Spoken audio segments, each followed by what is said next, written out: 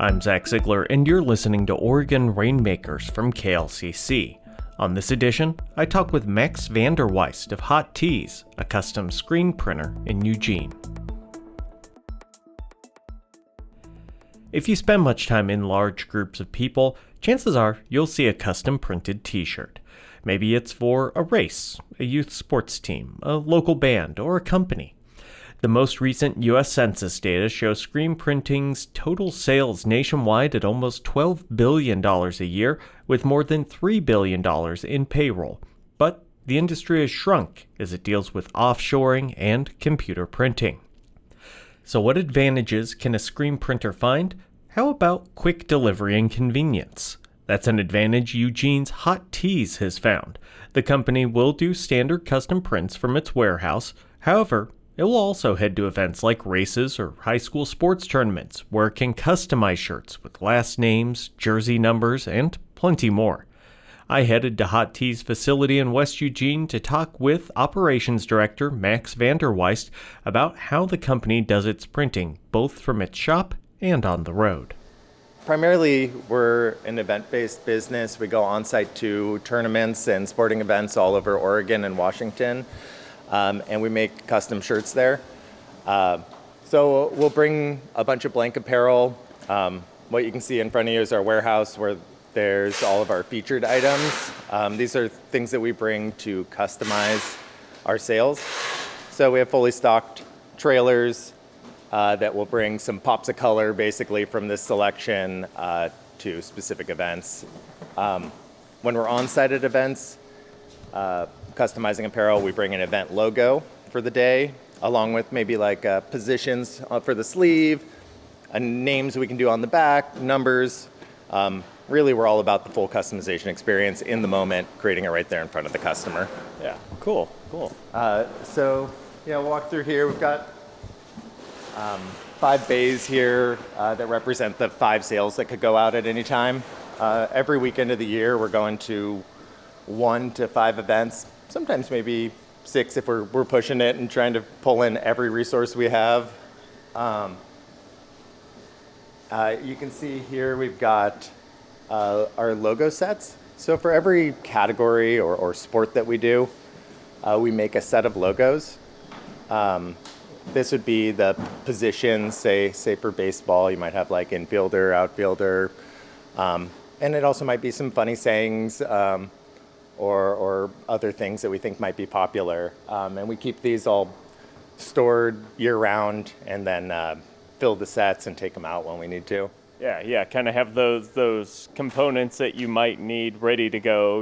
Like I'm looking here and I see like, oh, lacrosse. Yeah, you're going to have, that standard lacrosse logo of 2 sticks crossed or something like that in those tubs. Yeah, absolutely. That's exactly it. We really focus on the organization. And I think that's one of the unique things about us because we've been so event focused as a printing company. We've had to come up with solutions to really keep things organized for all the different types of events that we go to. Yeah, so I'm curious with this stuff. How do you go about kind of getting those pre-established things? I was a basketball player through high school, and so I can tell you that stuff for basketball. My daughter plays hockey. I can tell you that stuff for hockey, but boy, I could not tell you that stuff for, looking around here and I see, baseball, robotics, BMX, any of those I'd be clueless. Do you go to the people beforehand? Yeah, that's the fun challenge of it.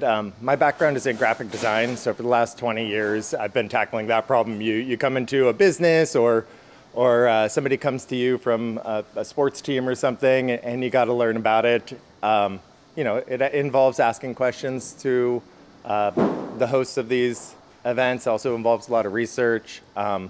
There's also some general things. We'll do, Pacific Northwest themed stuff for most of our sales, as well as all the positions. Currently, lots of trees and Sasquatches, Oh, definitely. I mean, that's a huge part of our branding. I mean, that's the Pacific Northwest. Yeah, the other unique thing here is that we do is names on site. We have a unique process that I don't think anyone else is doing, as far as we know, making names immediately on site. No coming back and picking it up later. This is Jake. Jake is one of the owners. He handles the event side of the business. He's sort of the event director. Yeah, so I'm in charge of getting all of this side of it going, getting it out on site, the on-site execution, how we present ourselves, and then the logistical, like back room, back end, and financial breakdown of everything. You're the guy worrying about, like I see over there, generators and fuel tanks. That's something that's not probably normal for most companies printing T-shirts. Equipment, vehicles, everything from that side of it, as well as like the blank inventory, the logo sets themselves, all of our on-site displays, staffing, scheduling. Jake has worked really hard to also set up software on the back end for us to keep track of all the logistics, which is really, we're an apparel company, but there's a lot of unique things about what we do that are not apparel related that we've had to build from the ground up. Yeah, all of those little things that, you might not necessarily think about with having to actually go out and do your process of your business on site. Yeah, no, there's a lot that goes into it that, even I've been doing this now, Max and I have been doing this with Merv, the other partner, for going on 14 years. And there's a lot that when I started with Merv, it was just counting T-shirts, burning screens, and then you get into the level that we're at, just the size of the business now. And there's a ton of small, minute details, all the way up to ginormous problems that need to be solved at a moment's notice. Yeah, all of a sudden you have that moment where you go, oh, crap, we forgot this, or we're out of this, or this just broke. Yep. Yeah, that's my call. Usually he gets I've got that call. the 24/7 phone. And you see around here, we got a few people counting. So after big sales and occasionally a few times a year, we have to do our inventory counts. And that's what's happening right now because we've got a little bit of a lull. Waiting for the weather to more routinely get like it is today, beautiful and sunny. Exactly. Well, yeah, when we can open things up and just do our counts and yeah. So now we're entering our production side. We've got heat presses and screen printing. When we go on site to sporting events, we bring screen printed transfers. They're screen printed right here in our shop. And then we bring heat presses to the actual event and we apply the logos with the heat presses. Here in the shop, we've got some fancier versions of those heat presses, but it's basically the same process. How does the equipment vary from when you're here and probably getting to use more what you want to when you're out in the field? And I'm guessing you're thinking, okay, we need stuff that's light, packable, maybe doesn't mind a little bit of dirt here and there if you're at an outdoor event like we were just talking about all those sporting events. In the shop here, we focus on orders for businesses and some pre-orders for tournaments and things, and we can control all the variables. That's the great thing about doing stuff in our shop. But we're actually used to working in really adverse situations in some cases rain, and we've done Mudfest, and we've worked in the snow, basically anything that you can imagine. When we're going on site, we'll bring heat presses that, I don't want to say they're light. They're lighter than these ones here. They're things that can be moved, but it's still a big job moving that stuff around. So the equipment is basically the same, just maybe a more portable, rugged version of it. So we have a whole screen printing line with 2 setups. The really unique thing about Hot Tees is that we always print onto paper first, rather than using a carousel press and printing directly onto shirt. And that's because of our business going to sporting events. So we've chosen to lean into that process and really get great at that process and do it in a way that I think few companies can. So for those who haven't ever seen, the process of screen printing, just a quick breakdown. Like what am I sitting here, watching this gentleman doing? We print out a transparency for the art. We print one out for each color in the design. That gets burned onto a screen. Essentially what's happening there is we take a mesh screen, we coat it in emulsion, which is a light-sensitive coating. We stick a transparency on that and put it in a light box. All the parts that are exposed to light harden, and all the parts that are covered by the transparency stay water soluble and can be washed off. Then we have a big pressure washer and wash bay that we can wash things out with. That's just the prep. That gets it out here to our production floor, where then you can see Aaron here is making one of our event logos, and he'll stick the screen on the press, clamp it in, tape it off the edges to make sure it's not messy. He'll go find his ink, which may have to be mixed from scratch, and he'll use a spatula to apply that to the screen. Then he takes a squeegee. He'll flood the screen. That's essentially putting ink over the whole screen, pulling that squeegee over it. Then he'll do a push stroke, which pushes it through the mesh onto the paper. At that point, you've got your design. It goes through a conveyor. Here we've got these big conveyors that are essentially giant heaters, and that does a curing process. And when it comes out the other side, it's essentially like a plastic. You can touch it. It's very durable. That's what we take on site to sporting events. If there's multiple colors, you'd collect all those transfers together, bring them back to the beginning, line that whole thing up again with another screen, new color, and do each one of them over and send it through that conveyor again, collect them all at the end. On this side, you can see all of the inks all lined up by color. We match to Pantones, and the interesting thing really about the ink for us is because we're so specialized in doing this heat transfer process, it's not a real common process to take things on site like this. So we've actually sourced our own ink that they've custom mixed for us that we don't believe anyone else is using. It's sort of a base that we mix our color into. And that allows us to do some things that keep the quality extremely high while we're on site. We're going to take a break. I'm Zach Ziegler, and you're listening to Oregon Rainmakers from KLCC. I'm Barbara Dellenbach, host of KLCC's Oregon Grapevine. Dr. Jeff Sharman is an oncology physician whose field combines multiple treatment options, cutting-edge research, and great compassion. Meeting somebody who is scared, frightened, terrified, whatever the word is, and you are almost automatically entrusted with helping that patient, it is the greatest privilege you could imagine. Leading insights in cancer treatment on the latest Oregon Grapevine at klcc.org. We're back. I'm Zach Ziegler, and this is Oregon Rainmakers. My conversation with Hot Tea's Max Vanderweist continues. By the way, we'll talk a bit about the previous tenant in Hot Tea's warehouse. It was occupied by Zadie Kicks, a designer sneaker reseller that offered pre-sales on certain shoes. Well, its inability to come up with those shoes that it already pre-sold eventually turned into a federal fraud case, with the owner accepting a plea deal. We've got a carousel press here, which is sort of the traditional screen printing setup. I was going to say, this is what I think of when I think of screen printing, what I've seen in TV and movies, this kind of setup. Yeah. Now we're in our cutting and pressing area.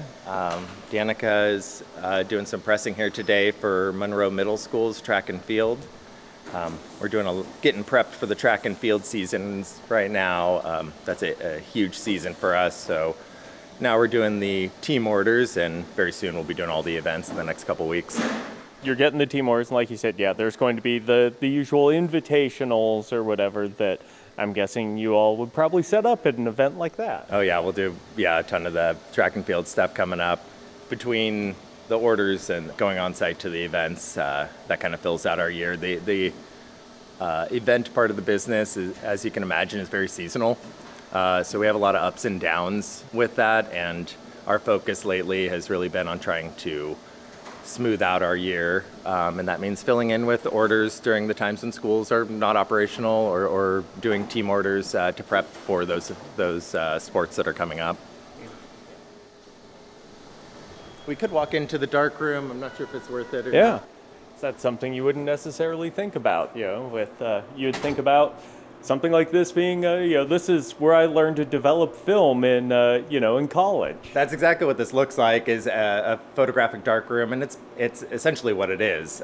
It's got red lights in here to keep everything safe for the emulsion that's light sensitive. We built this separate room for our washout bay. It's got a filter underneath. It's got a dip tank to the side of it. This room is where we would wash out the stencil on the screen, essentially. And it's also where we would reclaim a screen, which is when, after we're done with it, bring it back in here. We put it in a dip tank. We put it into our wash bay, and we can wash off all that emulsion and do the whole process over again. Yeah, I was not expecting to see, walk in and see something that's akin to, what you would normally see for developing film photography, but it makes sense that is something you'd need with that heat treating process. Yeah, I think this is the reason that a lot of people are moving to digital prints, is because it's a pretty labor intensive process. I think people are often really surprised how much goes into screen printing. There's a lot of setup, there's a lot of equipment, and there's specialty rooms you have to have, that you're keeping everything either, wetness controlled or light controlled and temperature controlled as well in here. I'm guessing though that digital equipment probably not the most portable. Yeah, I think some people could do it, but it tends to be a little slow when you're in the moment of doing it, and the quality for us just isn't as good. While everyone is switching to digital prints, we're really trying to hold on to screen printed quality and stick with just the tried and true method of printing that we know will last for ages, and not just jump on board with the new thing. And now we're walking into our offices. We've got Alexa here, who does graphic design. John does sales and customer service. And then Jake and myself have offices here to work out of. Cool. Yeah. Well, we can head on in. So I think one thing that's kind of interesting to ask you about, this space has a rather unique history to it. How did you come to be in a space where this was the scene of a federal crime? Yeah, it was a surprise to us, actually. When we were looking for spaces to move, I should start by saying we were in Harrisburg previously for the first 15 years of this business, in a combine shed, little red combine shed that was one of our partners, Mervin's family's, his dad's combine shed that he ran his farming business out of, that Merv ended up moving his business into. We kind of outgrew that space, and we're looking to be more connected with the community that we all lived in. So we moved here. When we moved here, we found this great place with a really great location. And quickly, after moving in, heard that Zedea Kicks had previously been in this location. So there's kind of a sordid history here. It was a surprise to us, but it's a fun story for us at this point. And it's really funny to think just how different our businesses must be. As you saw, there's a lot happening here, a lot of production, a lot of people moving in and out of this place. I've heard stories from our landlord who says, he would show up in his Maserati occasionally, and he just, didn't know what was going on exactly in this place. And then at some point, I guess the feds came in and took him to jail, and the landlord was renting this building out before us to the FBI as they sold off all of his inventory. Wow, so some folks might have gotten their hands on, designer sneakers via Uncle Sam. Yeah, we still are checking the walls for some leftovers. So when you got it, was there anything that when you look back at it, you're like, oh, hey, like I remember one time looking at a house that had been raided. There were holes in the walls. It was obvious that the windows had been broken in, not out. Was there anything that when you looked at it after learning that history, you went, oh, that explains that? We've been looking around to see what relics we could find here. Recently, we noticed something that I believe is from those days, which is the steps that go out to Roosevelt Street here at our entrance. Say, step into your truth, which feels a little bit ironic at this point. Yeah, really. I guess it's your truth, not the truth. Yeah. How did you learn about that was what was here? Yeah, our landlord just shared it with us. For him, it must have been a big deal, but he just casually mentioned it to us, and then again, with all the stories that have been coming about him getting charged, just became more aware that, wow, this was a really big story that basically everyone has heard at this point. Yeah. Do you use that as like a landmark locator for folks or anything? Do you say like, oh yeah, it's the old Zade Kicks building, or did it not quite have that you know? We don't want to tie ourselves too much to his legacy. This was one of his warehouses. I don't think people were coming here very often. I don't know exactly what his branding was like on the outside. My guess is he was trying to keep people out of here so that they didn't know the truth of what was going on. You know, the last thing I always like to ask people is, what is there that people don't necessarily think about with this business? What's the unexpected side of printing T-shirts, be it in the factory or on the go? I think it's that how much goes into it ahead of time. You know, it's really easy to think that you just have this idea of what you want for your team shirt, and at the end of the day, it just gets made just like that. You see us on site, we're pressing it in 7 seconds, your shirt's done. However, all the work that got done before that, from design to printing transparencies, darkroom, on press, even reclaiming screens, there's just an incredible amount of work that is happening behind the scenes.